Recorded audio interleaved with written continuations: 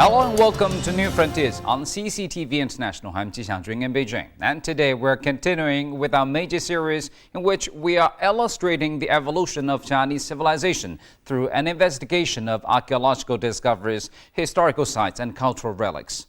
Following the glory periods of the Han and Tang dynasties, China in the middle of the 10th century entered the Song Dynasty. Now, Song China is considered a golden age in the country's history. It was a time when China led the world in science and technology. The Song Dynasty also witnessed the emergence of numerous scholars whose expertise covered a remarkable number of fields.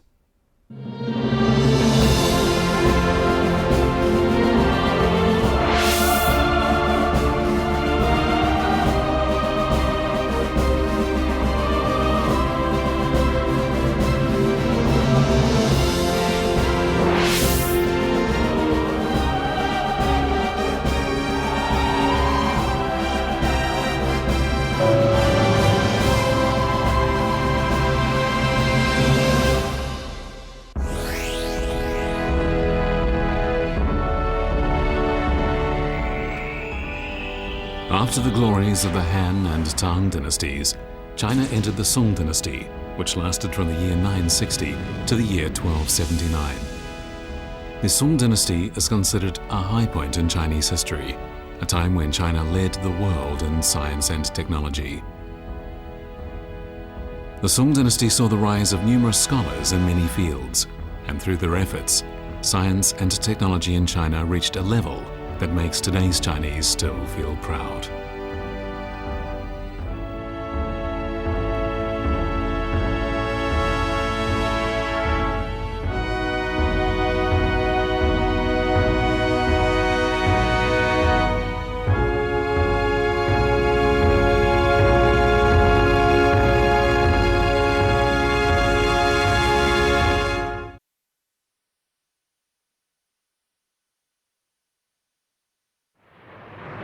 Under a beach in the city of Quanzhou in Fujian province, a well-preserved secret has been uncovered. A boat constructed during the Song Dynasty more than 700 years ago. With a length of 34 meters, this boat accommodated 3 masts and 13 sealed compartments, and it had a load capacity of over 200 tons. It is the oldest fully intact wooden boat unearthed in the world, but it was not the largest boat constructed in the Song Dynasty. By that time, the construction of very large boats with a length of over 100 meters and a load capacity of more than 1,000 tons was already taking place. While being used at sea, the compass not only greatly facilitated navigation in the Song Dynasty, but also played an important role in another remarkable achievement in the history of human civilization, the maritime Silk Road. The unearthing of this ship reveals clearly the hermetic compartment sealing techniques used in the Song Dynasty. Experts have concluded that this invention was a miracle in the world history of boat construction, one that made safe navigation possible. It is an irrefutable fact that the hermetic compartment technique developed in the Song Dynasty is still in use in the modern shipbuilding industry.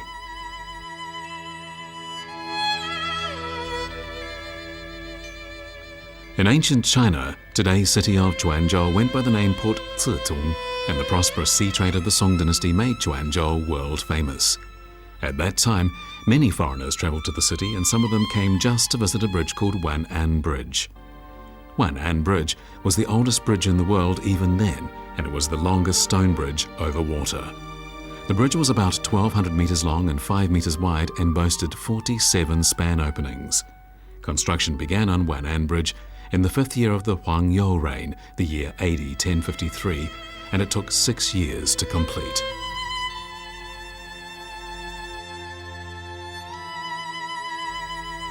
In the world history of bridge construction, Wan'an Bridge was the first to use ship-like stone piers that were sharp-edged on both sides. But how were these megaliths raised at such a time without advanced equipment? After research, experts have discovered that the ancient Chinese laid stone piers when the tide was low and used the liquid secreted by oysters to bind the piers and footstones together. Wan'an Bridge is another miracle in the history of the Chinese nation.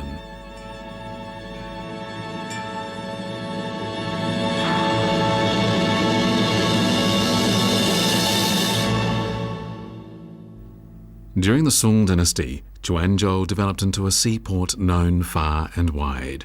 Together with the port of Alexandria in Egypt, Quanzhou was regarded as one of the two largest trade ports in the world.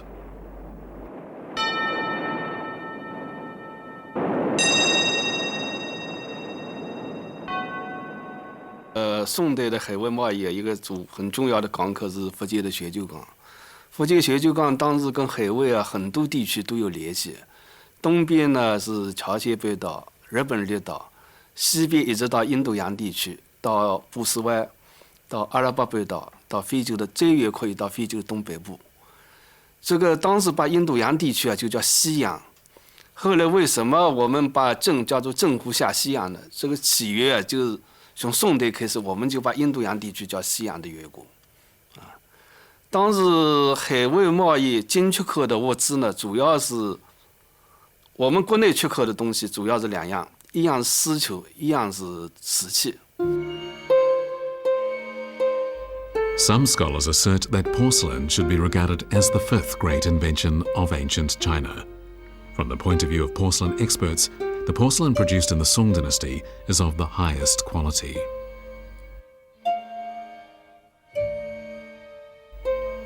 In the course of underwater archaeological excavations carried out over the last 2 decades of the 20th century, Song Dynasty porcelain that had been on the seabed for nearly 1,000 years was brought to the surface. These porcelain pieces provide us with an opportunity to revisit the history of that time.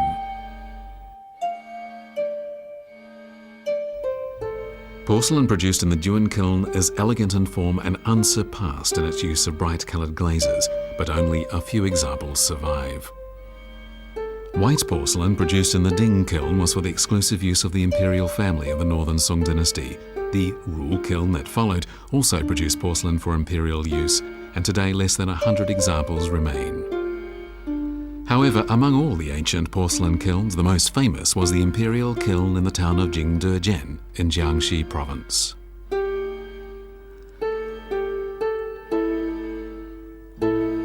According to ancient records, on the southern bank of the Changhe River, there was a town called Changnan, where highly desirable porcelain was produced for export.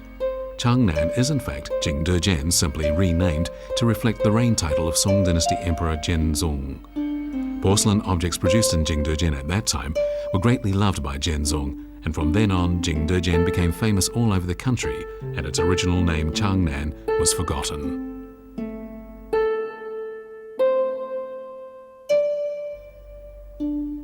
Today, even a person with only a vague passing knowledge of porcelain knows the name Jingdezhen, as the porcelain produced in the town during the Song dynasty made China famous throughout the world.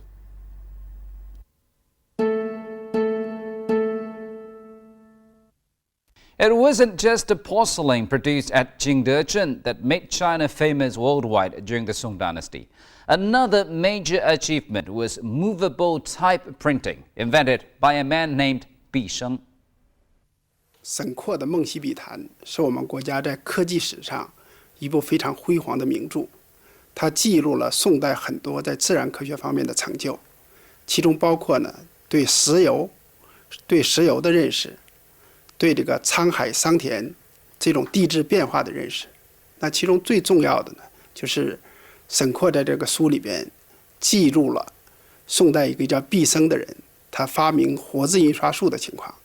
在《梦溪笔谈》里比较详细的记述了活字印刷术的整个的过程和印刷方法。From that monumental work in the history of Chinese science, Dream Pool Essays, we can take note of discoveries, inventions, and creations that Shen Kuo and other men of ancient China came up with during their scientific and technical explorations. Several hundred years later, the artisan Bi Sheng described in this book still has the power to astonish. 原来有一些人不太相信用泥能够来印刷这个活字，包括这个胡适先生也曾经怀疑这个泥活字能不能印书。南宋有一位宰相叫周必大，他在做朝官的过程当中放了一个外任，就给放到哪儿去？放到长沙，那会儿叫潭州，到那儿去做官。他就在那儿利用了这个沈括《梦溪笔谈》卷18这段记载，照着这段记载，他就制造出来了泥活字。Shen Kuo was the only person to record in book form that the invention of movable type printing is attributable to Bi Sheng. Nowadays, it would be said that Bi Sheng was simply an engraving worker, but perhaps it is fitting that an engraving worker would have such an impact on the development of ancient Chinese scientific invention and technological innovation.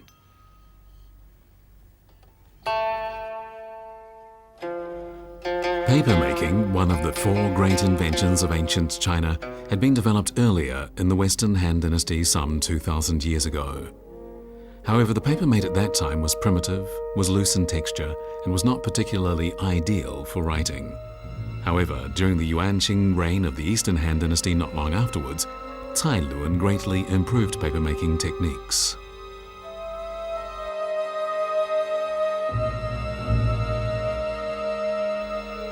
Before that time, Chinese characters were engraved on pottery, animal bones, articles of bronze, and bamboo slips. But the use of these items as writing media resulted in the loss of many important historic documents. Thanks to the invention of Tai-Ho paper by Cai Luan, the diffusion of Chinese civilization underwent a fundamental innovation. The spread of papermaking to lands outside China brought about an epoch-making revolution in the development of writing materials, and completely changed the way people wrote. The age of paper in the history of human civilization began in China. Although papermaking was not invented during the Song Dynasty, papermaking techniques were developed to a high level in the Song Dynasty.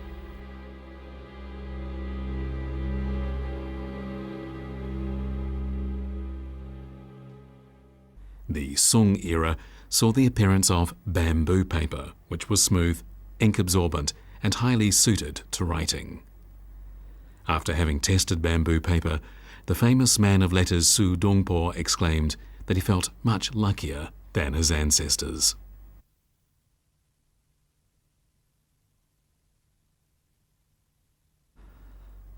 Song-era books were printed in large numbers, and they went on to become the volumes most sought after by educated men of later eras.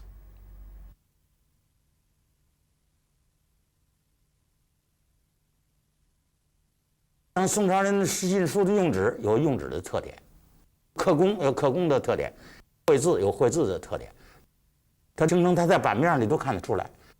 那这种版式就这种规制，这种样式，就成了其后元明清刻书的一种楷模风范。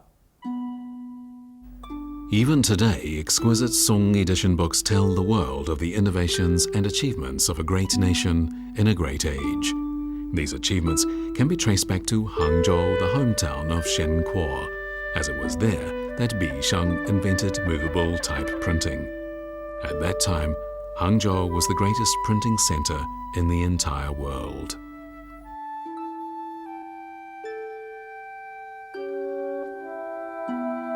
说北宋的时候，大概印刷的地点呢，就是有30多个地点。到了南宋的时候，就将近有200多个地方都已经开始有印刷的活动。比方说，这个南宋的时候，连海南岛都已经开始有印刷的活动。宋代印刷，我想能够高度发展的一个很重要的原因，就是说政府的一些重视。 In ancient China, the central government and various departments in each dynasty took charge of the printing of books and records, and as a result, the spirit of Chinese culture was handed all the way down to the present day. At the same time, the evolution of books reflected the course of printing technology in ancient China.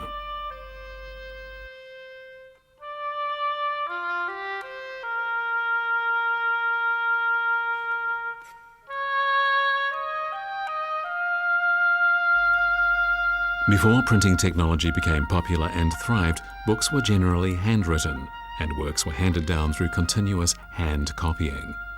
However, as errors and omissions were common in hand-copied volumes, in the early Song dynasty a new and rather strange kind of book appeared, the Book of Ink Rubbings. This is the famous Steely Forest in Xi'an, reputed to be the biggest and certainly the heaviest library in the world. Collected here in the Steely Forest are more than 3,000 steles from the Han Dynasty more than 2,000 years ago to the Ming and Qing dynasties, and many of them bear engravings of important ancient classical documents. For hundreds of years, scholars from all over China came here to make ink rubbings, and then they compiled the rubbings into volume form for reading and correction. It was a particular cultural medium of ancient China. During the Song Dynasty, if one wanted to become a qualified scholar, one had to first read such a book. However, at the time, the books were literally too heavy. In point of fact, books printed using wood block printing techniques were already in use during the early part of the Song Dynasty. However, due to a number of technological inadequacies at that time, the development of printing was hindered. On the one hand, engraving the blocks took a very long time, meaning that the printing of a single large-sized book could take several years or even decades. This was unlikely to help much in the spread of culture. On the other hand, woodblock printing required a substantial quantity of wood.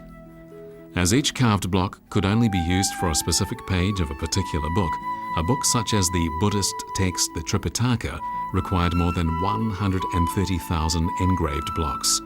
On top of all this, there was the problem of preserving the wooden blocks for future use. In the end, then, movable type printing made its appearance to meet the needs of the culture.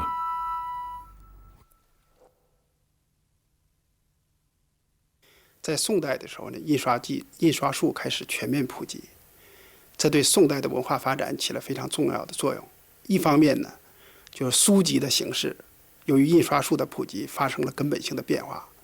那唐朝的书籍是卷起来的一卷一卷的卷子的形式，宋代的书呢，就和今天我们看到的书呢比较接近了，装成一本一本的，称之为册页这样一种形式。所以宋代的理学为什么能够发展？我想很大的一个原因就是因为这种印刷书籍的传播，官府的刻书，然后跟这个印刷术的这种技术的提高呢，就是整个促进了这个宋代的这个学术的这个达到了一个顶峰的时期。The general introduction of movable type printing in the Song Dynasty naturally resulted in books becoming more widely available. This, in turn, promoted the development of science and technology and education.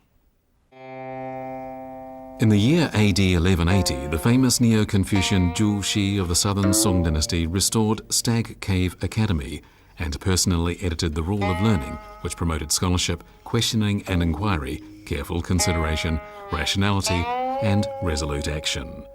In his later life, Zhu Xi introduced his teaching theory at the renowned Yuelu Academy.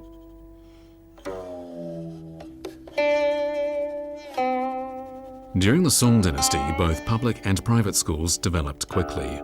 Around 300 schools developed as important venues for education, teaching, and book printing, and mathematics and physics were included in the teaching curriculum. Some schools even had special mathematics and physics departments.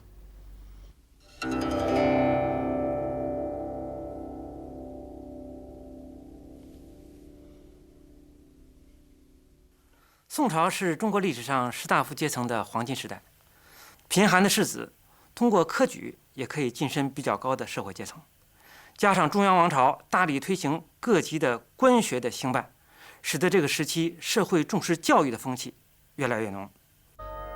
According to statistics compiled by experts, the Imperial College of the Mid-Southern Song Dynasty printed more than 10,000 book pages per day. The high level of printing technology achieved at that time provides us with the opportunity to read books written even before the Song Dynasty, such as the Treatise on Febrile Diseases. China was also the first country to introduce bronze block printing. Engraved on this bronze block used for printing advertisements for Leo's Needle Shop is the earliest recorded trademark design. The widespread use of movable type printing technology meant that large amounts of resources, social energy, and time were saved.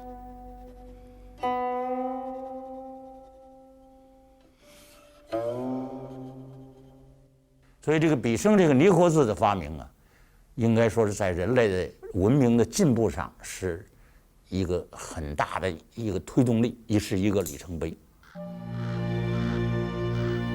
After Bi Sheng's death, the movable printing plate he invented was collected by Shen Kuo, and so people also called the same type of movable printing plate Shen's movable plate. Recently, a newly discovered planet was given the somewhat unglamorous name number 2027. In order to celebrate the great contribution made by Shen Kuo to the development of the science and technology of the ancient world, the International Union of Astronomers decided to rename the planet Shen Kuo's planet.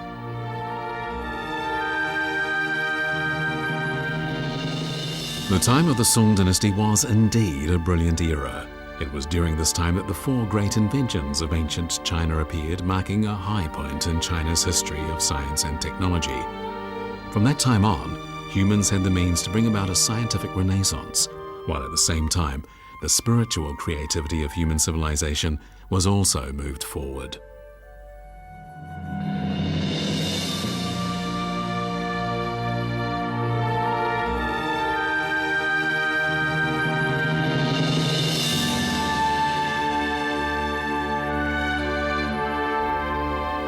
As described in a famous Chinese poem, the endless river eastward flows. With its huge waves, gone are all those gallant heroes of bygone years. Of the 8 masters of literature of the Tang and Song dynasties, 6 are from the Song dynasty. Like the previous Tang poetry, Song poetry represented a significant stage of literary development in ancient China. While inheriting the national cultural tradition, the scholars of Song developed Confucianism to a higher level. Thanks to their knowledge of the relationship between the universe and nature, and with a passion to lead the people towards an ideal society, the scholars of the Song dynasty put forward concepts they regarded as essential to achieving a meaningful life. The philosophers of the Song dynasty believed that the people were the most important element of social life, and they thus sought to represent their desires and encourage their breadth of mind. Even today, the ideology of the philosophers of the Song dynasty greatly influences Chinese culture.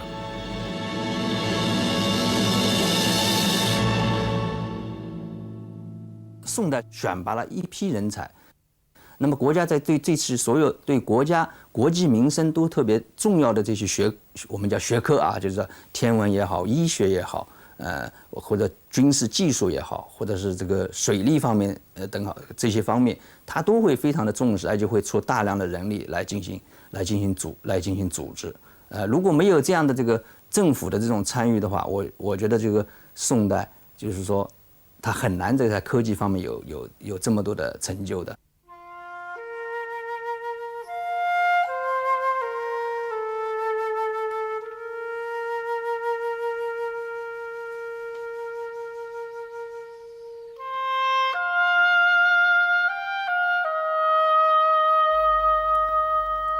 In the northern Song dynasty, the capital city Bianliang was already one of the world's most prosperous commercial cities, and it was also a world center of culture and science.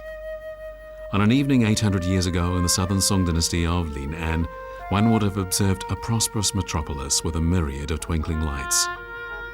It is generally recognized by historians that during the Song dynasty, ancient Chinese feudal society entered a new stage. The development of material and spiritual life during that period was remarkable.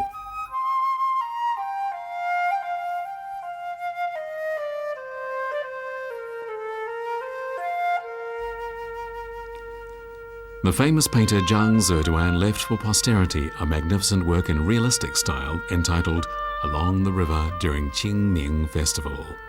Many experts regard this painting not only as a classic in the world history of art, but also as an invaluable resource in studies of the science and technology and social history of ancient China.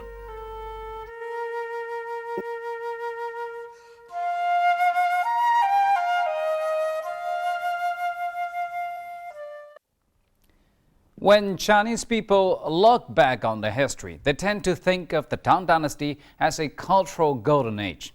If you are looking for an age of enlightenment, then it's the Song Dynasty that's likely to stand out.